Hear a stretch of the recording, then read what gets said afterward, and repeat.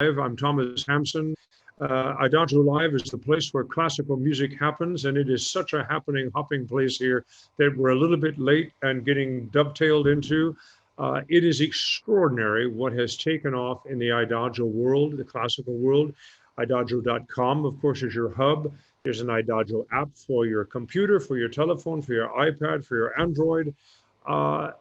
Obviously, with the pandemic and COVID-19, there was a wonderful opportunity in all of this terribleness to give a personal side to classical music, and you could visit and with artists and hear and see what they sound like.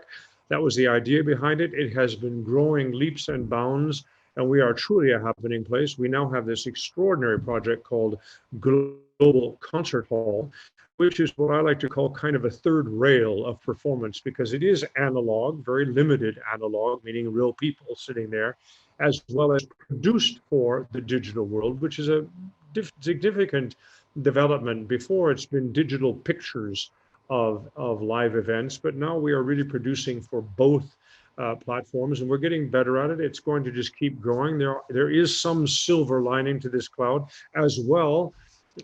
You, our public, if you've wanted anything to do with the rest of civilization, you pretty much had to get onto a computer somehow and figure something out digitally. So that means we have a new parallel universe that we can actually make good use of. Now, all of that beside, I've gone off and I still have this wonderfully beautiful woman sitting here smiling, nodding her head because she's a good friend and colleague. I love Thursdays. I get to invite whoever I want to. Tonight, one of my best friends over the last years and colleagues and the extraordinary pianist, the one, the only, may I have a drum roll, Lara Downes, straight from Sacramento, California. My goodness me. We saw each other when end of January, and life was normal and rainy in Seattle. I mean, what could possibly go wrong? Our biggest worries were, just flight delays and things like that. It's Did crazy. we even talk we were it was the end of January, literally the 31st of January, that we were in Seattle. Laura has been on my tour with the Song of America Beyond Liberty tour. And actually it's our tour. We have been the anchor people of this project. And we had done a couple of shows in January in Tucson, Arizona, and in Seattle. And that's what we're talking about. And so we were just carrying on with normal life. But I think it was after that, when I came back to Europe, that I started realizing there's something going on. And I put on my gloves, and I wasn't in the tram without protection of some sorts, and was washing my hands much, much more. I didn't wear a mask yet. I always wear a mask in the plane, so I didn't really think about it. But when did this roll over you? When was it like sort of, wow? Yeah, so end of January, I wasn't thinking about it at all. I was traveling through the early days of March. My sister, is in Milan, and so they were really, of course, several weeks ahead of us, but somehow, we all had this magical thinking that that Your was the end. sister is in Milan, Italy. Was she there during this time? They were locked in for, 4 weeks before we were. But no, I was traveling through March 8th, I remember. And Your I sister come to my opera performance at the La Scala. are you gonna call me on this right now? Just like right now in this. Got rid of it. Never mind. Moving. Excuse the interrupted. I beg your pardon, darling. Go ahead. No, what was I saying? No, it just, I when you look back, it for one thing, I just feel like the changes over these last months have been dizzying in terms of our understanding, our focus, our perspective. And I would look back at early March and, the feeling of disbelief, right? And just, sudden change. And, you and I have been talking about this, how everything stopped that we were planning on and counting on, but how quickly we've kind of adapted and, just pivoted and grown new things. And Let me it's, ask you. I don't want to spend a lot of time on this. Tangentially short, but if you were watching and obviously in communication with your sister, then you knew how extreme and how dangerous and how awful it was becoming on such a catastrophic level in Italy first. Obviously, being in Austria and Switzerland, there was a lot of concerns. We were watching that. But what I'm curious about is that disbelief is a nice word for what was going on for most of March in the States. I mean, you're watching this crazy thing. You know, as a world traveler and a intelligent human being, this isn't going to stay in Europe. So you're watching these innocuous reports, even as late as the beginning of March, from the United States government. Well, let's say the United States administration at the moment. But I mean, and then meanwhile, so what happened first? Was it the realization you've got a health issue, your kids, your husband, your life, your town, or the phone's ringing off the hook because somebody else is canceled? It was the phone ringing. And honestly, I have a suspicion that I may have had the virus in February. There were a lot of us who were touring. I was extremely sick in early February and I had to cancel 2 trips. I've really never been so sick. But we all called it a bad flu. I went to my doctor and she wanted to test for pneumonia. It was really, in retrospect, staggering how much we compartmentalize things. Yeah, and was there not a COVID-19 test available? I think there was at that time, but they weren't testing. They weren't really, the medical system wasn't thinking about it here. They really weren't. Now, when I talk to my doctor, she looks back and they're tracing cases probably back to December even. And she says, yeah, that's probably what you had. And they don't want me to take the antibody test yet because it's not quite accurate. But it's just, we've done this before. We don't see things until they're right in our faces. I mean, I remember very well the last trip I made in March, we were all sort of celebrating the fact that we were still out. I went down to UCLA for a friend's premiere. It was a packed house. It was mostly young people. And, at that point we were thinking, well, this is a flu and it's dangerous for older people, but I don't know. Crazy times. And then let's wrap this up, move on to wonderful things like music, but can you go and take a test that will tell you whether you have it or had it? Soon I can. Is that the immune test? Yeah, the antibody test. I think that our medical system at the UC Davis Hospital doesn't have what they consider to be an accurate one. So they would rather that people aren't getting false positives, on an antibody test. But I will as soon as I can. Absolutely. So you're sitting at your piano in your Yes. home. Yes. You That's are where a Yamaha artist, I know very well, which rightfully so. How many pianos do you have in your home? well, I have this one and then I have another one that's parked at my mom's house. So Do you have one of those electric pianos? I do. We have one of those too. Yeah. I think they're fantastic. I actually need to beg for one along the road someplace. I mean, I'm pianoless at home, but I love those electric. For me, being a non-pianist, they're fantastic. But so do you record in your house? Are we looking at a small studio here?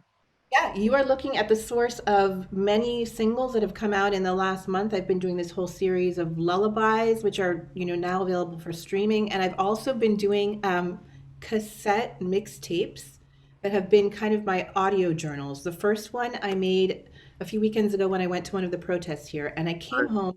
It was so, this was really a moment. I came home and I was feeling good, for the first time in how many weeks, just feeling this kind of hope and excitement. And it was really a beautiful day. And I had this tape deck and I just pressed record and I started playing, all that music that I play that's American composers, black voices, white voices, gay, straight, all of that stuff. And it was just kind of in my heart. And I wasn't caring how I was playing. I just wanted to put it out. And so I have this mixtape that I'm selling to benefit the ACLU. And I did another one a couple days ago for Juneteenth. And it's Are so. these, Juneteenth, we got to talk about that. And I have some confessions, but never mind. So let's back up. I don't know where to start with you. You're amazing. Now, everything you just described, I mean, ladies and gentlemen, you really need to go to laradownes.com. This is a fun website, and there's all sorts of tributaries going and coming, and if you get taken over to NPR, tiny desktop concerts, that's okay too. And if you get taken over to another blog page called I Care If You Listen, that's okay too, and you'll find wonderful musings by Lara as well as playing. I'm going to take you, as I usually do in our share screen segment, and take you onto IDAGIO and show you some of the beautiful albums that Lara has done. I actually, in preparing for this interview, yes, I do prepare, was thinking we probably should just go and talk about each album. because they're like the tops of icebergs, right? Yeah. But first, and maybe we'll do that. First, I wanted to, I mean, look, we've got, you know, I think we're having a conversation. You're wonderful and you're known and you have your public, but perhaps in the IDAGIO world and certainly European world, maybe your name is, oh, I've heard of her. So I want people to get to know you. Where did you grow up? Where did you go to school? You are of mixed heritage, if I may be so, since we're talking American things, I just want to get all of that out there. Tell me a little bit about your story. Yeah, and it's an important story right now. I mean, I feel like I'm a It was an important story before too. okay, but still. So, yeah, I grew up on the West Coast. I grew up in San Francisco. Where did I go to school? I didn't. I was homeschooled. Started piano, when I was yeah. No, I don't have much book learning. No, I learned, we had this very sporadic, erratic kind of education. My parents were, my dad was a scientist, my mom was a civil rights attorney. They had this, they met at a sit-in. My dad was black and grew up in Harlem. My mom is Jewish and came from Ohio. And they met, when people were building up this whole new plan for the future. And yeah, they actually met at a sit-in San Francisco. I think it was mostly to do with school board stuff at that point. But they had this idea about how they wanted to raise their girls. I'm the first of three. And homeschooling was one thing and music was another. My dad was a passionate music lover. Some of my earliest memories that have informed some of my recordings have to do with listening to music with him. It was a mix of, Glenn Gould's Bach and Billie Holiday and Duke Ellington and all of that. And they didn't want us to go to school and sit at desks all day. So we started really early with music, all three, and just, had as many books as you've got back there. And, it was just very much spontaneous. My mom would meet somebody randomly who was like a classics scholar, and we would have Greek lessons for a while. And then, that would move on to something else. But you know me. you played other instruments. Sorry? You played other instruments. I know piano from the beginning, and I did some composing when I was a small child. But then there's a cellist and a pianist, so the three of us. But you know, the way that I learn things, you see me, you know how if I want to know something, I just learn it and then I make something with it. And I think that's really a product of that particular childhood that I had. So, yeah, I think I answered all three parts of your question. But then, then we moved to Europe, and that's where I did most of my studies through my teens, and In, then I went to New York. in Mhm. France.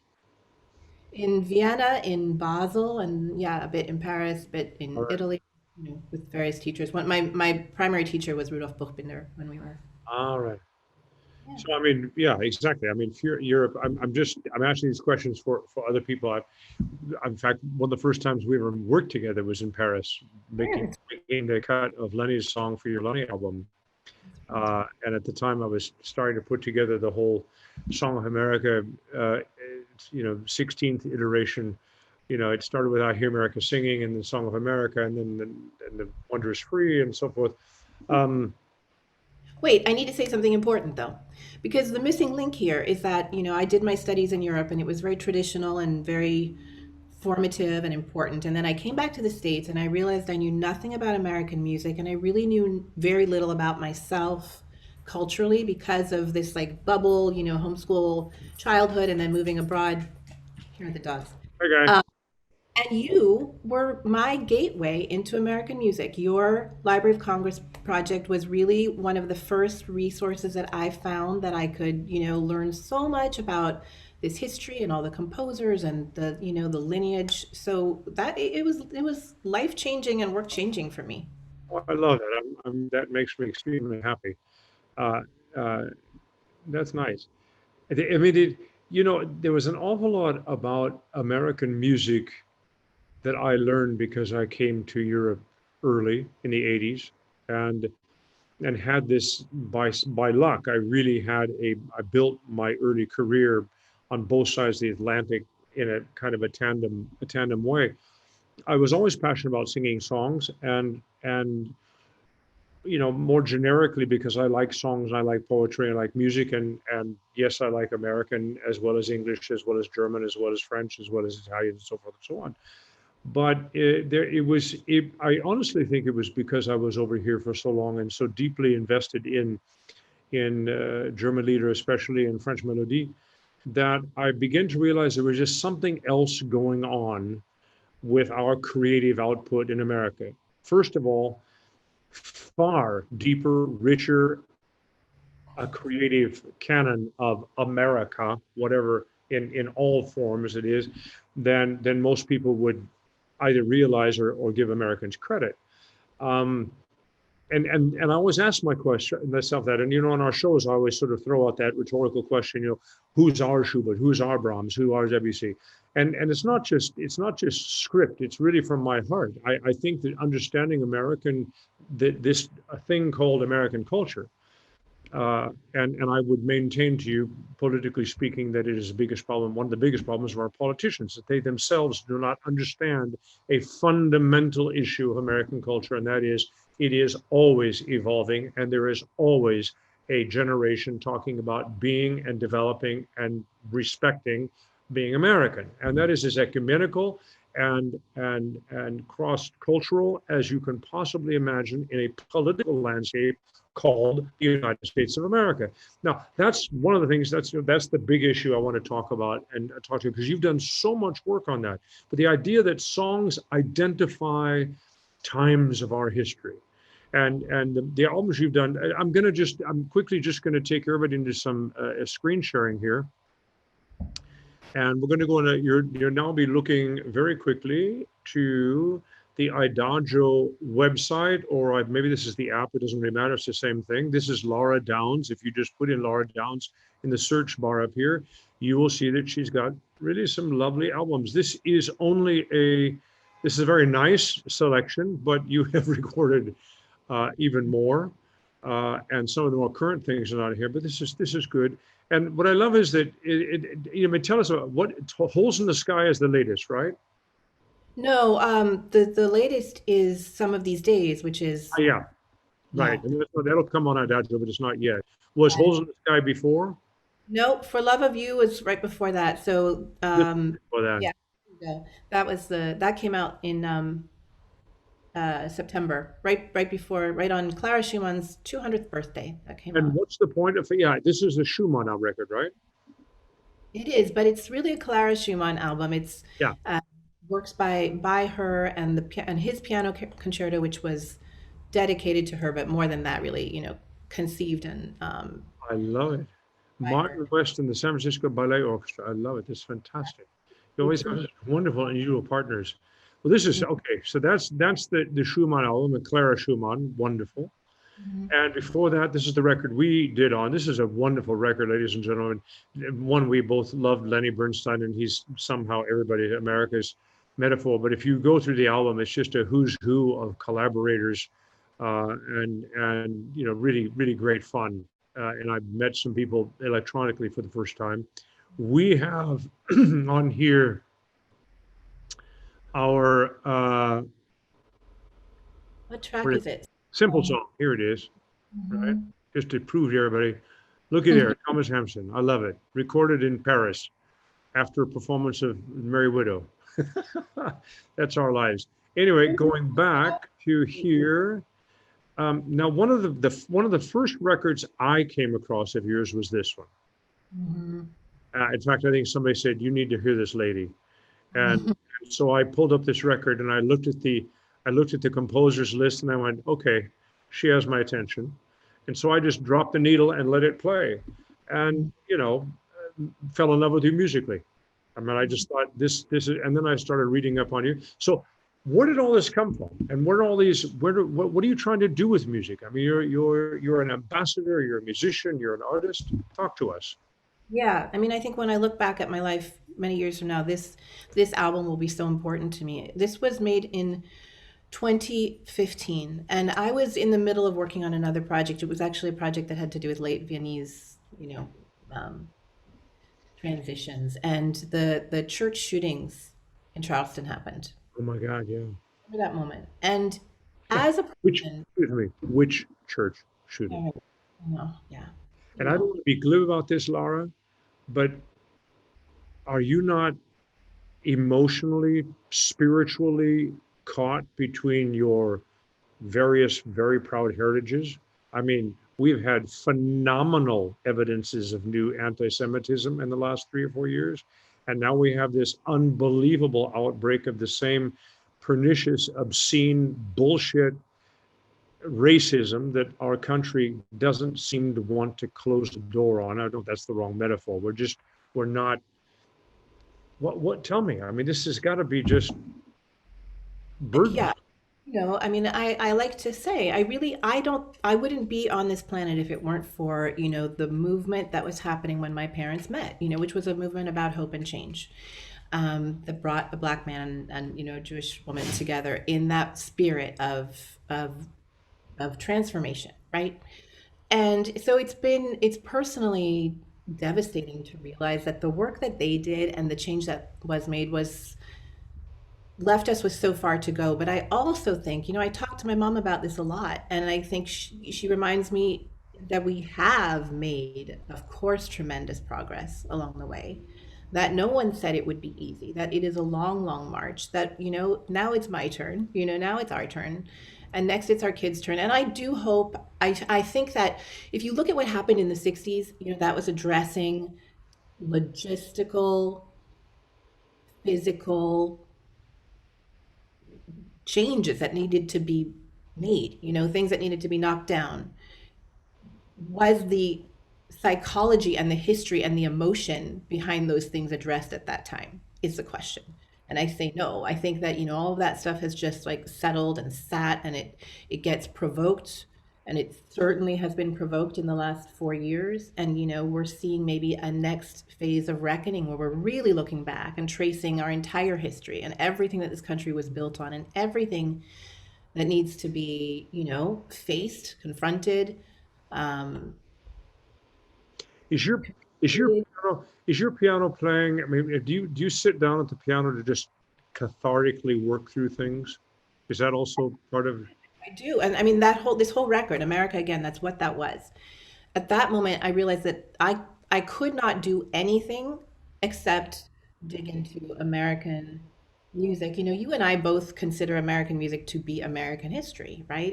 It's kind of American truth. Okay. And that's what I was trying to do in a, sort of, there's so many layers to it, but that record, if you look at it, it's really saying who we are is, so many things. And all of those many things bring us into one place where we understand each other and we connect with each other. And this is important right now. This is always important. And it was, I mean, those were the last months of 2015 that I started working on that. And in the process, all of this division started to become so evident. And it was really just, it was survival, I think, for me at that point, to focus on what was true and good. And, Do you think music on a macro level is part of our general survival? I do. I do. I think that, I've had, You think people can change because of music? don't you? I think that people can change I, because of I'm understanding, right? sure. I hope so. Yeah. Yeah. Well, there's actually that perfect Bernstein quote about that, right? That music isn't going to change the way people vote, but it's going to change the way that they see the world. I'm going to get it all wrong, but I think everybody should look up the quote. It's really about how, we're starting conversations with our music. We're starting understanding. We're starting to put people into a place where they can see things differently and experience things differently. And I've had, and we both have had together, we've had moments interacting with audiences who tell us, what you did tonight gave me peace, We had gave, no idea. right? No, we can, in our concerts, we cover a lot of ground. I mean, the first song is from 1759, and we get all the way to John Corigliano, and some of the music you play in your solo set is it can be very contemporary. Yes, you want to hope that change. The part of the added energy in what I do as a singer is that I've always got these words, and these words come from particular groups of thought, what we in German call the Gedankensgut. And so I can pick out, and what I do is simply make things audible. It's not about me, but you can highlight a particular paradox or emotion, and the words will communicate something. And then, of course, then I very much believe in the language of music. What's that like for you when you're, because I mean, you play with, I mean, you've been described as a musical ray of hope. What I love is this is a wonderful put. An explorer, that's a nice word. An explorer whose imagination is fired by bringing notice to the underappreciated or forgotten. I might have gotten a couple of words wrong in there, but you get up. I mean, but what do you carry with you in terms of the times the music comes from, the literature around it, the stories of the composers, when you're playing a piece without words, which is inconceivable to me. Uh, no, but when you're playing, does it feel like storytelling anyway? It is storytelling. It Yeah. is storytelling. I think, what my presence in the concert hall and on my recordings has a lot of actual story in it. If you have the courage to read my liner notes, they're very full of stories. And I doubt, by the way, Adagio is getting better at that. We are getting the booklets up of contemporary recordings more. So you will actually have, when you see the album, the booklet, and you can go to a PDF and read it, which is, I learned so much in my life, and still do, by reading the booklets. Back when it was LPs and you had these wonderfully produced back things. I mean, that's why we went down to Tower Records. It was to read the back of albums, for crying out loud. Anyway, go ahead. Um, and I don't know what it is. I think I play more like a singer than a pianist, and I think there is story in what I play, and something about what I bring into a room. Um, I don't know. It creates a lot of communication. I always remember the night after the 2016 election, I had to get up, in the middle of the night and fly across the country. And yeah, I didn't, I honestly didn't know if I could, how I would do that. It was just such a moment of feeling, kind of shock at the way the country was reacting, whatever side of things we were on. It was clear that we were very divided. And I walked into this concert hall that evening, and it was, a fairly small audience, and everybody just looked the same way I felt. And I played really music from that album. So it was really a lot of stories about, who these people were and why they'd made this music and what their stories were. And at the end of the concert, I asked for the lights to come up, and we had this talk back. And there was this young man sitting in the front row with his family. I was in Louisville, Kentucky. And he stood up and he said, "I want to tell you that my family and I were undocumented. And the music that you played tonight made us feel like we belong here." You know, I mean, it's things like that. It's things that let people feel belonging, because I think that the place where songs have this real potency is that we have different experiences of them. They belong to our memory in different ways, Mm. and but that pulls us into this place of Now, common. you are a wonderful story, and I know you have such a direct relationship with your public, but you are also not just an arts advocate. You do a lot of teaching, and you do a lot of symposia, and you work with a lot of kids. Is that not true? Yeah, I never call it teaching, but it is teaching. I'm always working with kids when I'm on the road, and now I have this project that I'm bringing online digitally. And many of the most inspiring and hopeful interactions that I have happen with, the next generation. What's the thing online you're doing? It's called My Promise Project, and it also grew out of the America Again project. It's inspired by a Everybody wants poem. more about it. Do they go to mypromise.org or com or Laura Downes or what? Yeah, my website, there's a dedicated page, My Okay. Promise. Um, LauraDownes.com, my promise. Yeah, and it's a project that encourages kids to find their voice about their promise, their individual promise for the future, and how they can identify that, how they can express it in small ways and bigger ways. And when I say promise, I mean potential. Um, Inspired by a poem from Rita Dove, I gave my promise to the world, and the world followed me here. And right now, as we're living through this time, I am feeling so urgently that it's so important for the next generation to have a really clear present voice in, envisioning and building, what comes next. And we are all traumatized by what we're living through. And I feel like kids really need the. I got to tell you, the more I teach and the more I have to do with the younger generations, and of course, I'm really busy with young professionals in their 20s, but when we have that curious conversation with even younger people, uh, and you talk about change and you talk about the need for expanded awareness to one another, and then you look at our Congress and you look at the representatives that then get taken into some administration jobs, and these kids know more about what it means to live amongst and with one another than our damn politicians do. And now I've sworn twice, which I don't think I've sworn in 6 weeks. So I the bedrock of democracy in any country, in any phase in the world, the bedrock is trust.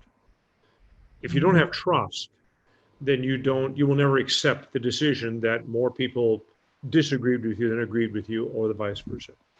And how is that trust trusted? It's in the belief that everybody participating in that process has had a due process of awareness, education. In German, we call it Bildung. Everybody's at the same awake. Now, obviously, some people are going to be more intelligent, they're less intelligent, more awake, and so forth. But nevertheless, the playing field is an acceptable, sorry, the metaphor, where people are collectively deciding we need to do this. And when I see what across the world has happened to liberal education, liberal arts education in my lifetime, I mean, I'm significantly older than you are. We were talking just before we went on air when I did Heart of a Soldier and I revisited all those Vietnam years. I lived up in Washington State purposely. My father just was completely crazy concerned about being in the, he came from Missouri and he just did not want me and us kids growing up in some sort of urban tense environment. So I remember all of these things over the last 35, 50 years, how many of it's been. I've watched them on television, I've seen them on paper, I've participated, but not. And so I had this, this real moment of Vietnam War. I missed the draft by 1 year. Hello. And of course I was looking at plan B. And I guess where I'm going with this is that, where I'm really going with this is that, I need to quote Wynton Marsalis again. He wrote a beautiful essay post-Floyd murder, but the weariness in him just broke my heart. I have to be careful talking about it. It gets me very emotionally upset on so many levels. Yes, the current problem, but the current problem is another manifestation of the same damn problem. The 13th Amendment was passed by 2 votes. Let's not all get all excited here. Reconstruction is a bad story. Jim Crow is a wrong period of time in anybody's history. I'm old enough to remember 1968. Everybody was being killed. I mean, it was just, and I appreciated Obama coming out a while back and saying, yes, it is like 68. No, it's not like 68. But literally going into the summer of 68, by June 2nd, Bobby Kennedy had been killed. I mean, come on. This was just, we have different tools. One of them is being able to talk to several hundred people at the same time. We have a social media, which of course is corruptible, but nevertheless, if it's really about trust and liberal arts education, if it's really about education for the purpose of a fulfilled life, regardless of what your occupation is, then there is no question it's STEAM and not STEM. If the arts are not involved in that, how can the conversation be multifaceted? And that's kind of my, I've said my mantra. No, but I think we're talking about the same thing, but take that and run with it with your projects that you're so devoted to and so good at. it's opening hearts, it's opening minds, it's giving people different access, to understand their experience on this planet, where it comes from, where it can go. I think we need all of the tools. It goes back to my parents' choice not to sit me in a classroom, all day. I'd forgotten that. That's amazing. Yeah. And I think that, when we're talking about this moment and what we can do and what we can do for the young people, all we can do is the best we can do, all that you and I can do is the best that we can do. And I really do want to find that Bernstein quote. It's bothering me right now, but I think that, an important thing that we can do is to share the knowledge that we've gained and the perspective that we have through our privilege of being artists and, having had the exposure and the just, the tangible contact with so much of our, our traditions and our history and our story. And we get people to focus on the outlet of the arts and the expression, as angry as it needs to be and as volatile as it can be, as well as soothing as it can be. Do you think we can get people out of the violence of protests? Well, I think we need both. I think we need both. And, the protests, You who think we knows, need violence, or you do we need the protests? violence of the protest, but we need the I physical. mean, I'm all for the protests too, but I'm concerned that it always just quickly trips into violence. Then what happens is immediately the context of what happened at the protest becomes the evening news and not why the protest. Yeah, yeah, yeah. And I think, I mean, from the media here, we're seeing a change in that. And I think that, this movement continues and the movement is going to shift and sway, and we've got a ways to go. I think that the energy that we're experiencing really in the street is so needed. Like, And are we in a tipping point? I think so much depends on what happens in the next few months. I mean, there are so many enormous things in the balance right now, and who knows? And I think, one of the really interesting things and one of the difficult things to experience is how quickly things are shifting right now.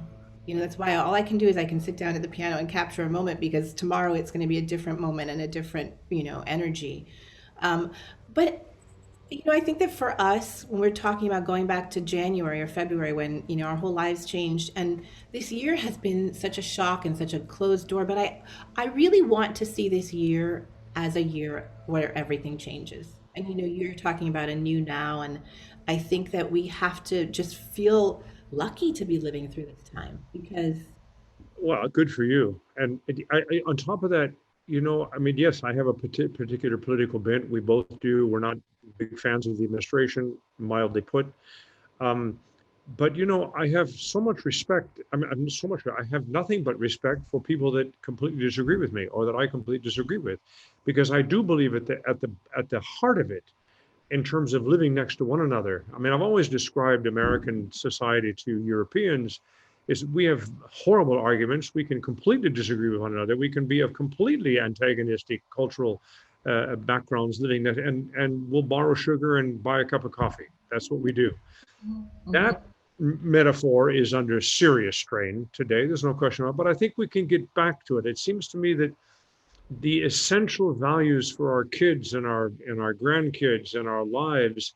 I do wish we'd get the metaphorical knee off the neck for religious beliefs. I personally would like to see a new humanism, a new enlightenment that says your path to divinity is your own personal business, but being decent and being social minded is a societal issue.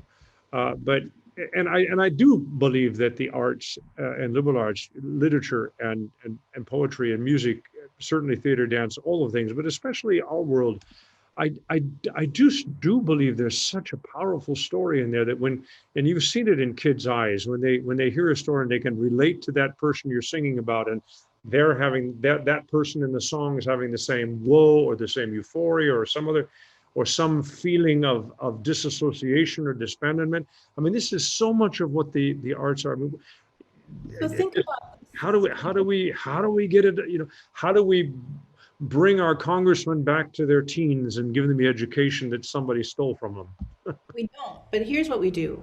We Okay, can go into a classroom we can do and what? we can go into a classroom, into a multi-purpose room in Louisville, Kentucky, right? And we've got kids in there who come from all kinds of different homes, different parents and different grandparents and different beliefs and different, access to humanity and humanism.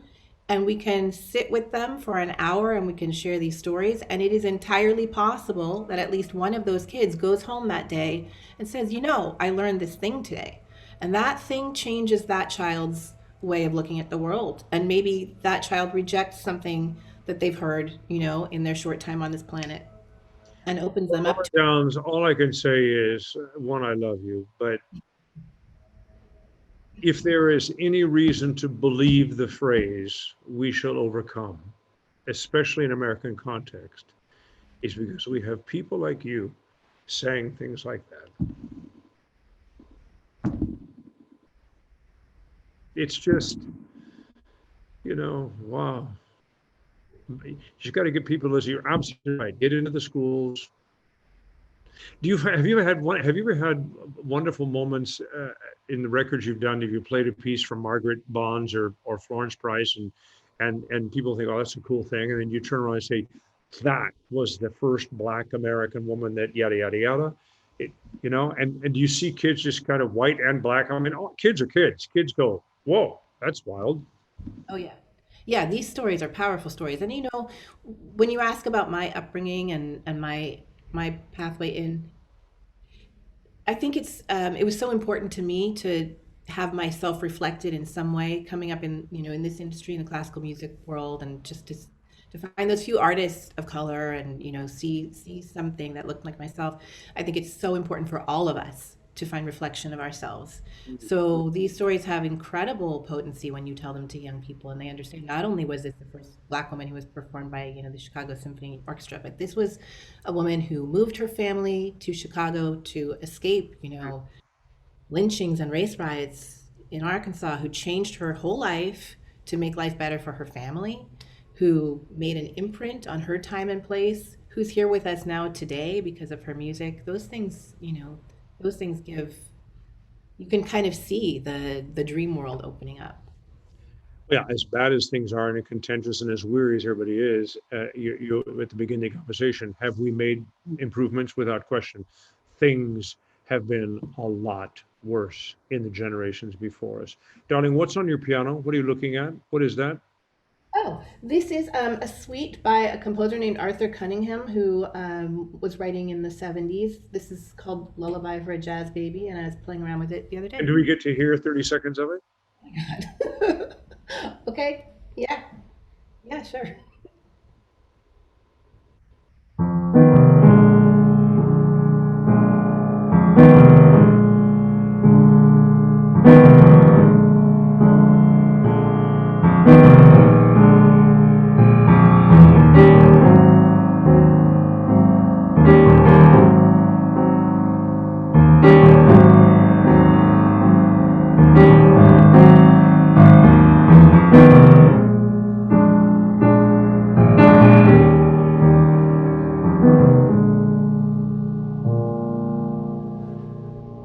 Oh my, that's a lullaby. Yeah, yeah, from Harlem Suite. He was a black composer who I think he died quite young, pretty unknown. I need to Wow. say something. I recorded our Paul Bowles song, Heavenly Grass. I recorded it as a solo arrangement for my lullabies. It's beautiful. Yeah. I have to say something. I've been listening to your record. You're playing an awful lot of vocal music without the vocal. I know, watch out. Watch. I've decided that they're music minus one tapes, and I'm going back and looking for the words. And then when we get together again, I'm going to sing the words, and you can go off and do whatever you do, and come back because a lot of these songs just they've got I know. I feel like I've deserted you. Why don't we do something? Why don't we record something? We can do We that. are going to do something. We need to open up the other American songbook and have a look. Let's do that. Let's leave it on that happy note. We shall overcome. This too shall pass. I have a new mantra. Did I tell you my new mantra? I have it on my. I made a desktop on my computer. It's called, especially what I do now. Empower, enable, embrace. I like that. Is that okay? I love it. I love it. Well, from somebody who's been called a musical ray of hope. What a, wonderful. Laura, you're fabulous. Thank you for being here. Thank you, everyone in the IDAGIO live land. The nicest thing about doing these projects, these segments, is that they stay on idagiolive.com. So you can go back and actually really spend some time on Idagio with Lara. There's every record and every content is to be recommended. And visit her website, listen, look and see what she's written, and you will have you have a new friend. Anyway, thank you very much. See you all next Thursday. See you, I hope, soon. Stay well.